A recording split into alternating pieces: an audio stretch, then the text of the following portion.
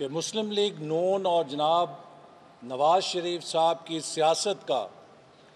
مرکزی نقطہ پاکستان میں آئین کی بالادستی اور قانون کی حکمرانی ہے۔ ہمارے خلاف جو بھی عدالت سے فیصلے آئے ہم نے ان پر تحفظات رکھنے کے باوجود انہیں قبول کیا۔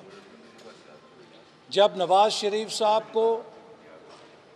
پاناما کیس کے اندر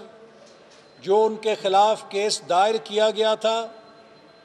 پاناما ایک طرف رکھ دی گئی اور اقامہ کیس کے اوپر 10,000 درہم بیٹے کی کمپنی سے تنخواہ نہ لینے کے جرم میں نااہل کیا گیا، ہم نے اس فیصلے کو بھی قبول کیا۔ جب ان کو پارٹی کے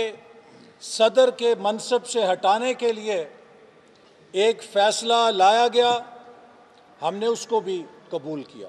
چونکہ جد و جہد پہ یقین رکھنے والی جماعت ہے۔ تو لہٰذا آج کا جو فیصلہ ہے وہ جنرل مشرف کے اصول اور ضابطے سے اگر ہٹ کر ہے، اس پہ ہمارے تحفظات ہو سکتے ہیں، لیکن بحیثیت لا ابائیڈنگ سٹیزن ہم عدالت کا احترام کرتے ہیں، دل سے کرتے ہیں۔